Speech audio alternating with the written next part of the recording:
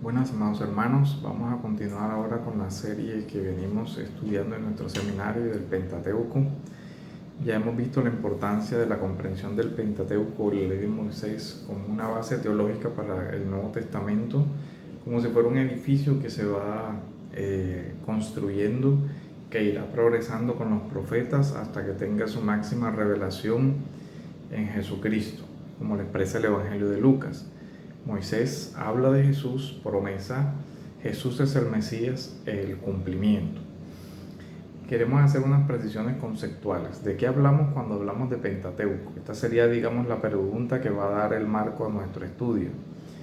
El Diccionario Enciclopédico de la Biblia, de Editorial CLIE, define el Pentateuco así: del sustantivo griego pentateukos, 5 estuches. El nombre etimológico se refiere a las 5 tinajas o recipientes donde se guardaban los rollos de la Torá. Por esto el término se usa como una referencia para los libros de Génesis, Éxodo, Levítico, Números y Deuteronomios. Este diccionario sostiene la teoría de que el término Pentateuco lo acuñó la Septuaginta, que es la traducción griega de la Biblia hebrea hecha en Egipto siglos previos antes de Jesús. También se refiere a los primeros 5 libros, esta es otra definición de la ley de Moisés, de nuevo Génesis, Éxodo, Levítico, Números y Deuteronomio, que relatan la historia desde la creación del mundo hasta la muerte de Moisés. Son considerados por la tradición hebrea como un solo libro denominado Torá, o ley o enseñanza. El título más antiguo es de los títulos más antiguos y utilizados hasta nuestros días. También encontramos los títulos Sefer HaTorah, el libro de la ley, por ejemplo en Nehemías 8:3, o Torah Moshe, o la ley de Moisés. También Sefer Torah Moshe, libro de la ley de Moisés, como en el segundo libro de los Reyes 14:6 o Nehemías 8:1. Encontramos otras análogas. En hebreo, los libros de la Torah se denominan por la primera palabra de cada libro. Así viene a ser Bereshit en el principio, Shemot, nombres, Vayikra y Llamó, Bemidbar en el desierto y Devarim, palabras. La traducción griega o de la Septuaginta se sigue por un criterio diferente y habla más bien sobre el título del libro, nos habla del contenido del libro. Por ejemplo, encontramos Génesis o los orígenes, porque trata de los orígenes del mundo y de la humanidad y de Israel. Éxodos o la salida, alusivo a la salida del pueblo de Israel de Egipto. Leuticon o Levítico, referente al núcleo central de las leyes y rituales levíticos o sacerdotales. Arismoi, los números, debido a los censos conservados en el desierto. Y Deuteronomium, segunda ley, o Deuteronomos, como aparece en Deuteronomio 17:18, entendido en el sentido de una nueva ley dada en Moab, que vendría a completar la ley del Sinaí, que nosotros interpretamos más como una repetición de esa ley. El profesor Pablo Andiñat atribuye este nombre por primera vez a Orígenes en su comentario del Evangelio de Juan. Pentateuco en griego significa 5 rollos o 5 estuches, como hemos mencionado, en alusión a las cajas donde se guardaban los libros. Otros remiten la expresión Pentateuco al siglo II, usado inicialmente por el gnóstico Ptolomeus y posteriormente por Tertuliano. La tradición rabínica también usa reiteradas veces la expresión los 5 quintos de la Torá, en referencia a los primeros 5 libros de la ley de Moisés. Esto lo podemos encontrar en el Tratado Megilá 15a, Nedarim 22b y Sanedrín 44a. La expresión, como vemos, construye una teología, y eso es importante. Incluso el Nuevo Testamento construye una teología sobre el tema de los 5. Por ejemplo, en Mateo está construido sobre un esquema muy similar a la Torá, donde encontramos varios discursos evangélicos. Mateo tiene 5 discursos que concluyen con una fórmula idéntica. Mateo 7:28, Mateo 11:1, Mateo 13:53, Mateo 19:1 y 26:1. Entonces, para Mateo, Jesús es el nuevo Moisés. Lo encontramos dando un sermón de la montaña, donde explica y pone la correcta interpretación de la ley, como si fuera un nuevo Pentateuco. En el inicio de su evangelio, Mateo usa el libro de la genealogía, que se corresponde a la traducción del Génesis 2:4, 5:1 de la Septuaginta. Las primeras palabras del Evangelio de Juan también tienen una teología interesante que se desprende del Pentateuco. Juan comienza en Archei, en el principio, que son las primeras palabras del Génesis en la versión de la Septuaginta, que es la Biblia hebrea, Bereshit, del libro del Génesis. Filón de Alejandría, que escribe antes de la redacción de los Evangelios, dice que el primero de los 5 libros de la ley contiene las leyes sagradas que lleva el nombre que Moisés le dio, Génesis. Voy a leer la cita literal de Filón.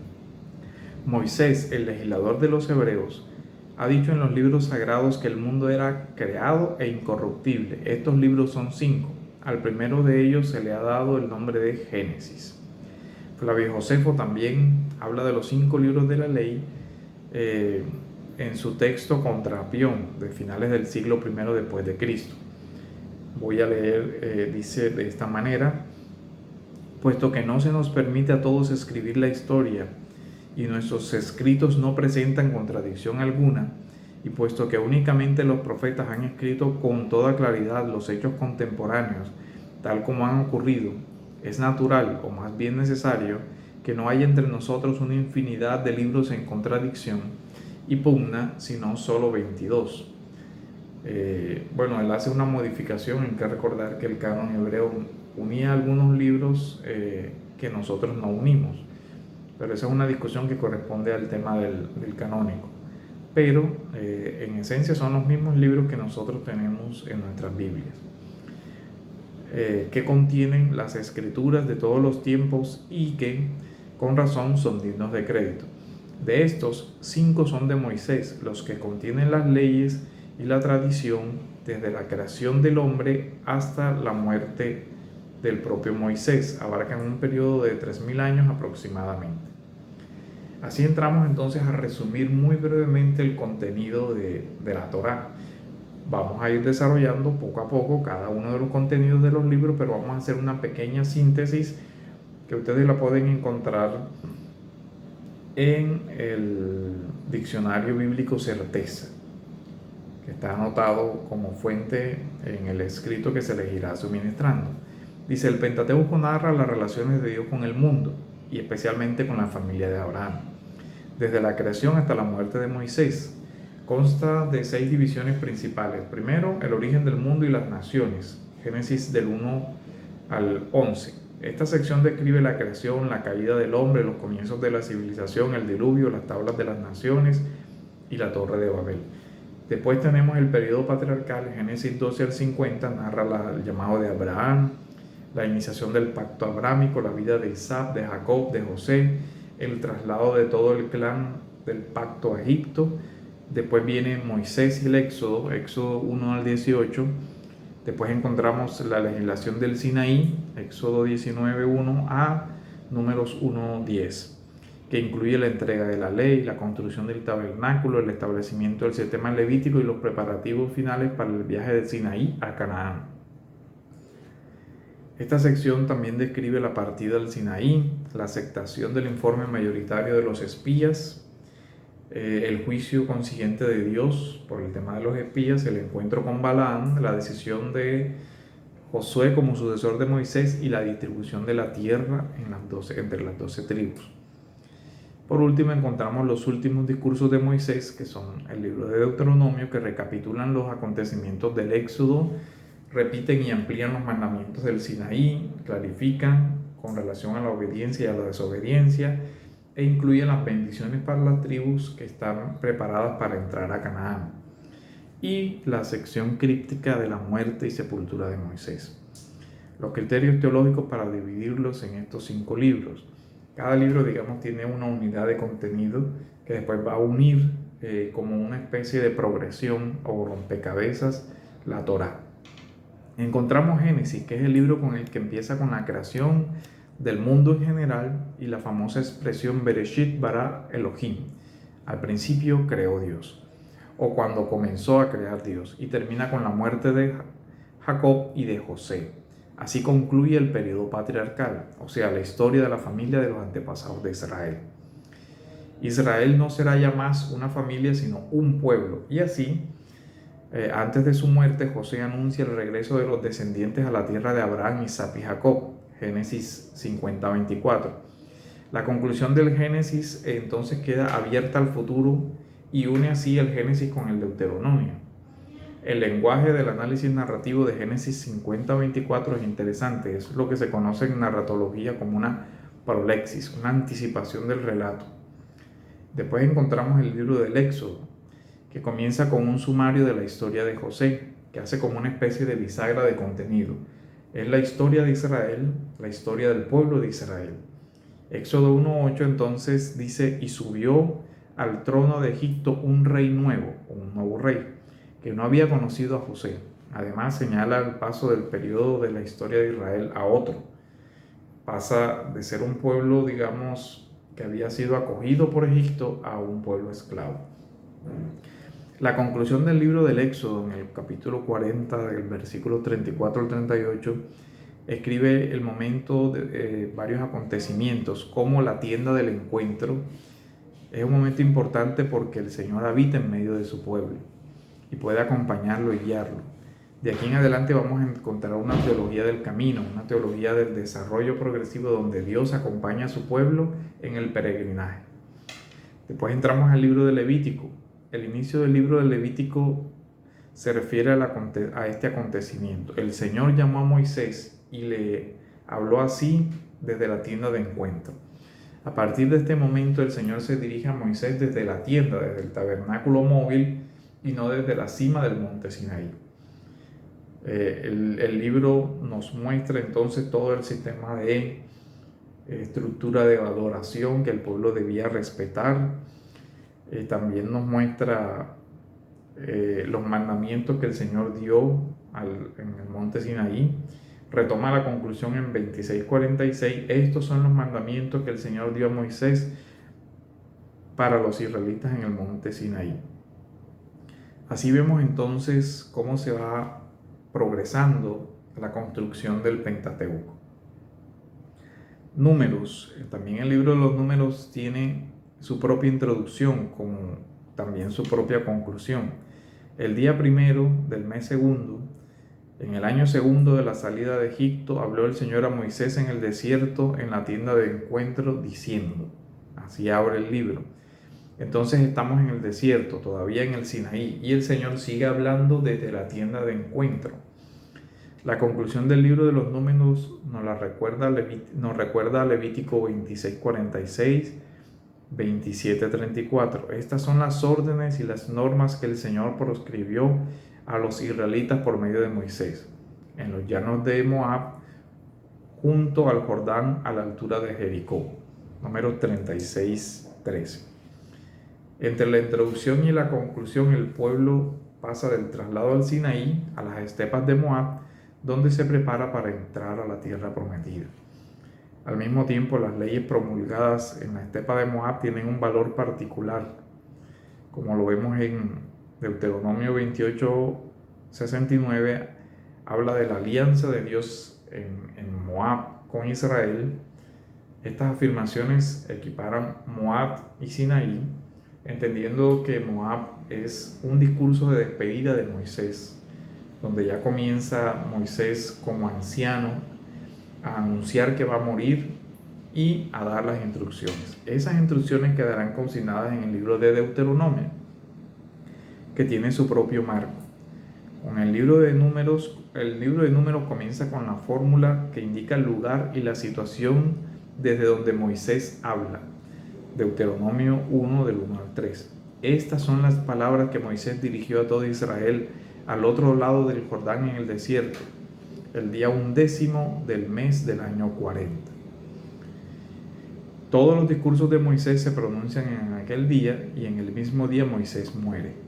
Deuteronomio 34:48, Deuteronomio 34:5. Con la muerte de Moisés finaliza el libro de Deuteronomio y todo el Pentateuco. De esta primera parte, ¿qué podemos concluir? Los 5 libros del Pentateuco están claramente divididos con signos lingüísticos, con su propia estructura y va estructurándose una progresión. El primero de los libros, que es el Génesis, describe los orígenes de Israel, y los otros la organización del pueblo bajo la guía de Moisés. Formulan una especie de vida de Moisés al servicio de Israel, sirviendo a Dios. Moisés, siervo de Dios. Siempre se usa esa estructura. Estructuralmente, al final de Deuteronomio se corresponde con el final del Génesis. La muerte de José concluye con el periodo de los patriarcas, como hemos visto en Génesis 50-26. Y la muerte de Moisés concluye con el otro periodo, el de la instancia de Israel en el desierto y la constitución del pueblo de Israel como pueblo del Señor, como pueblo de Dios. Las bendiciones de Jacob en Génesis 49 se corresponden con las bendiciones de Moisés en Deuteronomio 33. Las introducciones y conclusiones de los libros de Levíticos y de Números y la introducción del libro de Deuteronomio resaltan el carácter legislativo de estos libros, la figura de Moisés como mediador de Dios y el pueblo, y la importancia del Sinaí y las estepas de Moab como lugares teológicos de la ley. Así, hermanos, nosotros hemos hecho una generalidad de la ley. El objetivo es que se irá a enviar a sus correos también todo lo que tiene que ver al escrito, para que puedan leer todos los textos citados. Por razones de tiempo no vamos a leer todos los textos que está citando el escrito. Este es una breve síntesis de las generalidades. Vamos a ver otra parte de esas generalidades que nosotros consideramos muy importante para nuestro estudio. Es importante entender el sentido amplio de la ley. Normalmente cuando se habla de la ley de Moisés, lo que se nos viene a la mente es algo jurídico y no una estructura de instrucción.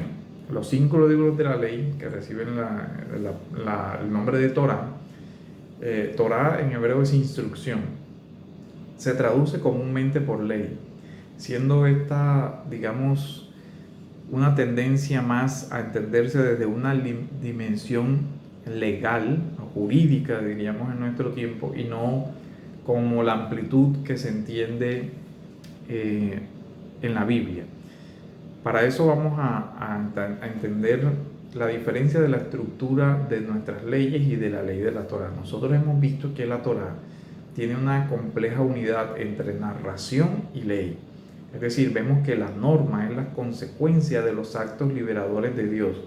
Estas normas están inmersas en la historia, y la historia de la que estamos hablando es la historia del plan de redención. Luego aquí tenemos algo más que normas. Tenemos la herencia que Dios le da al pueblo, que es una ley que orienta y consagra los valores en los que debe vivirse. Recordemos que esta ley está inmersa en un contexto de pacto, el pacto del Sinaí, el pacto donde Dios dice: ustedes serán mi pueblo y yo seré su Dios. La ley en sentido etimológico es Torah, que tiene varias dimensiones. Tiene evidentemente la dimensión de cuerpo legal, pero la palabra hebrea Torah también tiene el sentido de instrucción, de enseñanza. Esta palabra viene de la raíz yará, que da el sentido de dirección, y debe ser entendida más en su fin pedagógico como enseñanza e instrucción que como en su sentido jurídico, aunque aclaramos que lo tiene. También viene de una palabra que puede interpretarse en el sentido de echar o tirar, como echar dados para obtener un oráculo o una instrucción. De ahí que el verbo llegara a significar instruir o enseñar. Insistimos, no se trata tanto de prescripciones jurídicas como de un camino, de una orientación de la vida. Se trata de una opción de vida, la opción de vivir de acuerdo al pacto que Dios estableció con ellos. También pueden verse los matices de esta etimología en textos explícitos de los Salmos. En los Salmos, Torah es revelación, Torah es dirección, Torah es guía, Torah es algo delicioso. No tiene tanto la prescripción de legalidad, sino dentro de un marco de relación. Y ese es el marco en que nosotros debemos entender. porque la metáfora de la Biblia para la Torá es la de un pacto matrimonial. En el Sinaí Dios se casa con su pueblo y da unas prescripciones para su matrimonio, que son las regulaciones de una relación, y eso es importante tenerlo en cuenta. Para ello pueden ver los textos que están en el Salmo 78:10, Salmo 119:1 y 30, y versículo 34, versículo 70, versículo 77, 92 y 174. También Salmo 94:12 y Salmo 49. Pablo Andiñat, sobre el significado de la palabra Torá, explica así en su texto sobre el Pentateuco, sobre la hermenéutica, introducción hermenéutica al Antiguo Testamento.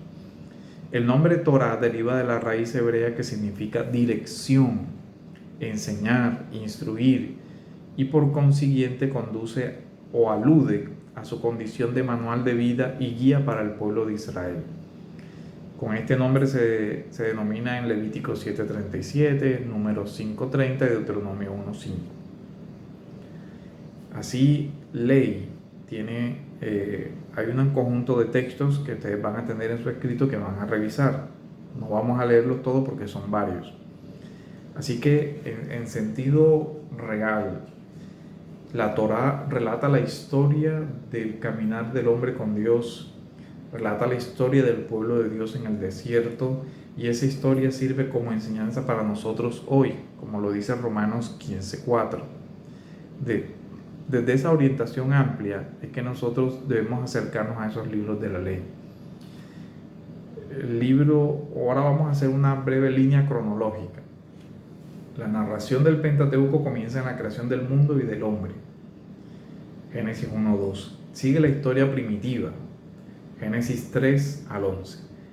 La herida, donde encontramos la herida por el pecado que atraviesa todas las catástrofes, castigos de Dios, los cuales fueron el diluvio, la separación de los pueblos debido a su desobediencia en la Torre de Babel, pero en todo eso se sostiene la promesa de la misericordia divina, las promesas. Se narra después la historia patriarcal centrada en las figuras de los grandes patriarcas, Abraham, Isaac, Jacob, José. Un amplio espacio de esto lo ocupa la historia de José y los acontecimientos relacionados con la familia de Jacob en Egipto. Hasta ahí llega el libro del Génesis. El Pentateuco sucesivamente, en su segundo libro, de un modo bastante detallado, describe la esclavitud del pueblo de Israel en Egipto, la liberación gracias al favor de Dios y la intervención de Moisés, y el peregrinaje por el desierto del Sinaí, Éxodo 1:18, donde se realiza el evento central que va a marcar todo el pueblo, y es la alianza o el pacto de Dios con su pueblo en el Éxodo, donde se les entrega el pacto, la ley o el decálogo, que sería como el código de esa alianza. Una segunda sección contiene las disposiciones relativas al culto, con la consiguiente puesta en acto por parte de Moisés de las instrucciones que el Señor le da. Ahí estamos hablando de Éxodo 25 al 40, y después viene la ruptura de esa alianza, el pecado de idolatría del becerro, que sigue el castigo divino, y Moisés intercede por el pueblo y se da la restauración, Éxodo 33 y 34. Así vamos viendo cómo va progresando simétricamente el nudo de la historia del Pentateuco. Luego viene el hilo de los números, donde se entrelazan narrativas y textos legales. Se habla del censo y la preparación del pueblo para la marcha desde el Sinaí hasta la tierra prometida. Israel se va trasladando en las estepas de Moab. Moisés da los discursos consignados en el Deuteronomio, y así se estructura el quinto libro. Sobre la ambientación histórica, la historia que narra el Pentateuco se sitúa entonces desde la fecha de la creación, lo cual evidentemente ya sabemos que tiene muchas dificultades de datación. Luego el Génesis, luego hablaremos del tema de las dataciones y todo lo demás. Se abre el periodo patriarcal, donde vemos que los antepasados de los israelitas vienen de la media luna fértil, que regada por el Tigris y el Éufrates. Los grandes imperios que influyeron en la historia tanto de los patriarcas como del Pentateuco son evidentemente el imperio babilónico, el imperio asirio, el imperio egipcio, que son con los pueblos que más se entrecruza el pueblo de Israel. Sobre la cronología de esta etapa del pueblo de Israel es un tema complejo que no es objeto de discusión de este curso por ser demasiado extenso y que se requieren conocimientos especializados a nivel arqueológico y demás. Pero les recomiendo que si quieren profundizar en este punto, lean el Manual Ilustrado de Usos y Costumbres de la Biblia de J.I. Packer y Merrill Ten de Grupo Nelson. Ahí hay un capítulo sobre la cronología de la Biblia y un capítulo que trata sobre la arqueología y da muchos datos pertinentes sobre este tema. Tenemos también este texto que quiero mostrarles y que quiero recomendarles, que es muy básico, se llama Panorama del Antiguo Testamento, es un compendio de portavoz de Paul N. Benwer. En ese texto hay un capítulo, en el capítulo del Génesis nos da una cronología de los patriarcas, y en su apéndice 5 desarrolla el resumen de la relación de Israel y las demás naciones, y en el apéndice 4 desarrolla la fecha del Éxodo. También tiene un apéndice interesante donde desarrolla la autoría mosaica del Pentateuco, que es un tema que vamos a desarrollar después. Entonces, concluyendo, hay una línea teológica que es el plan o la historia de la salvación, que requiere mostrar a Dios como justo, misericordioso, el que creó el mundo, creó al hombre, y como Dios mismo con una bondad infinita que promete, que otorga un paraíso, y que después de la pérdida del paraíso además va a elaborar un plan de salvación. En el Pentateuco vemos que Dios eligió un pueblo, que forjó un pueblo que no tenía ningún valor especial, dice Deuteronomio, no porque sea un pueblo especial, sino porque Dios en su gracia así lo escogió, lo bendijo y lo protegió, le mostró su misericordia y lo condujo de una manera singular, preparándolo para una misión. Después de su caída, después de la caída, el hombre, Dios le concede la esperanza de la salvación, la promesa de redención en Génesis 3:15, y así va progresando esa esperanza en medio de la historia de la humanidad, y llegamos a Abraham, padre del pueblo, Génesis 12, al que Dios instruye. Luego vemos cómo la vida de Abraham va a ser un pilar fundamental para la construcción del Antiguo Testamento, incluso del Nuevo Testamento, donde vemos cómo la vida de Abraham es usada por el apóstol Pablo en los capítulos 4 para construir la teología de la justificación. Así tenemos entonces en el Génesis 3:15 un Salvador prometido y un plan de salvación que va desarrollándose hasta el Evangelio. El texto vemos entonces como central las promesas divinas y el pacto de salvación establecido por Dios y el pueblo. Siendo Dios el único garante de este pacto, lo que vemos cuando el pacto de Abraham, Dios es el único que pasa y así sella el pacto. Se mencionan con frecuencia las promesas que pasan de Abraham a Isaac y a Jacob, donde se les va ampliando el pacto, ratificando el pacto y añadiendo promesas. Así vemos cómo la peregrinación de Egipto hacia la tierra prometida viene a ser un lugar teológico sobre la peregrinación del pueblo de Dios hacia la Nueva Jerusalén. La conquista que realiza Josué es un cumplimiento parcial de la promesa de la tierra, pero todavía se nos sigue hablando en el nuevo pacto de que el pueblo todavía es extranjero y peregrino, porque buscamos una ciudad que no tiene cimientos terrenales, sino la Nueva Jerusalén, la celestial.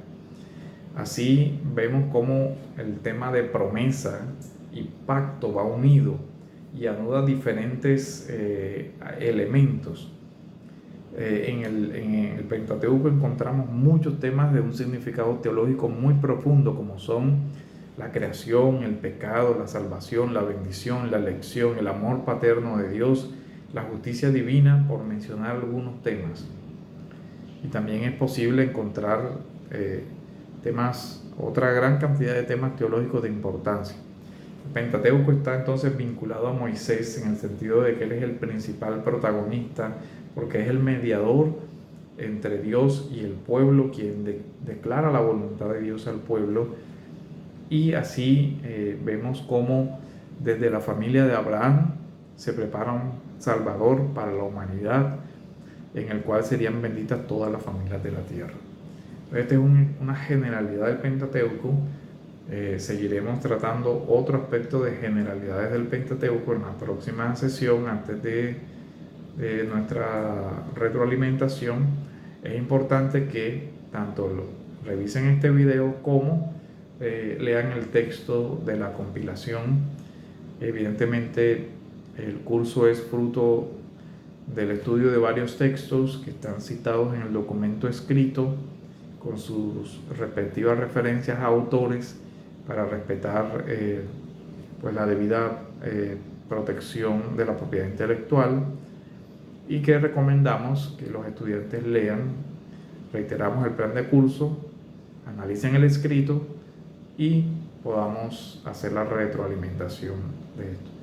Así, hermanos, damos por terminado esta sesión. Seguiremos con el tema de las generalidades en otro acá.